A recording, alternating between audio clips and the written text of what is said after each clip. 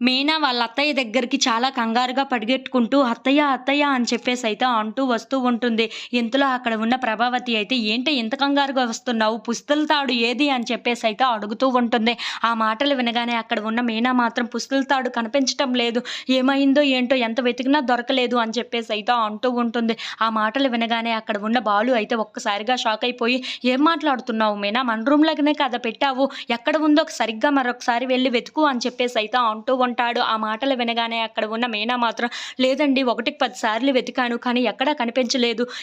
ఏమైందో ఏంటో కనిపించటం లేదు" అని చెప్పేసైతే చాలా కంగారు పడుతూ చెప్తూ ఉంటుంది. ఆ మాటలు వినగానే అక్కడ ఉన్న వాళ్ళందరూ అయితే ఒక్కసారిగా షాక్ అయిపోతూ ఉంటారు. ఇంతలో అక్కడ ఉన్న కాంతమ్మ అత్త మాత్రం "అదేంటి పుస్తల తాడు కనిపించటం లేదా? ఉందో లేదో, లేదంటే ఆ పుస్తల తాడు అమ్మేసి వీడే తాగేసాడో ఏంటో" అని చెప్పేసైతే బాలు వైపు చూసి అంటూ ఉంటుంది. ఆ మాటలు వినగానే అక్కడ ఉన్న బాలు అయితే ఒక్కసారిగా షాక్ అయిపోయి చాలా కోపంగా ఆ కాంతమ్మ అత్త వైపు అలా చూస్తూ ఉండిపోతాడు. ఇంతలో అక్కడ ఉన్న సంజయ్ మాత్రం "పుస్తల తాడు లేదా? ఇలాంటివేవి పెట్టకపోతే మేము ఇక్కడికి వచ్చి ఉండేవాళ్ళమే కాదు కదా! మేము ఆ మాత్రం పెట్టుకోలేమా? పదండి, పదండి మన ఇంటికి వెళ్ళిపోదాం" అని చెప్పేసైతే వాళ్ళని తీసుకొని వెళ్ళిపోతూ ఉంటాడు. ఇంతలో అక్కడ ఉన్న బాలుకి చాలా కోపం వచ్చేసి "ఆపండి మీరు కాస్త" అని చెప్పేసైతే అంటూ మీనా వైపు తిరిగి మన ఇంట్లోనికి మన రూమ్‌లోనికి లాస్ట్‌గా ఎవరు వెళ్లారు అని చెప్పేసైతే అడుగుతూ ఉంటాడు. ఆ మాటలు వినగానే అక్కడ ఉన్న మీనా అయితే "కాంతమ్మ అత్తగారే వెళ్లారు.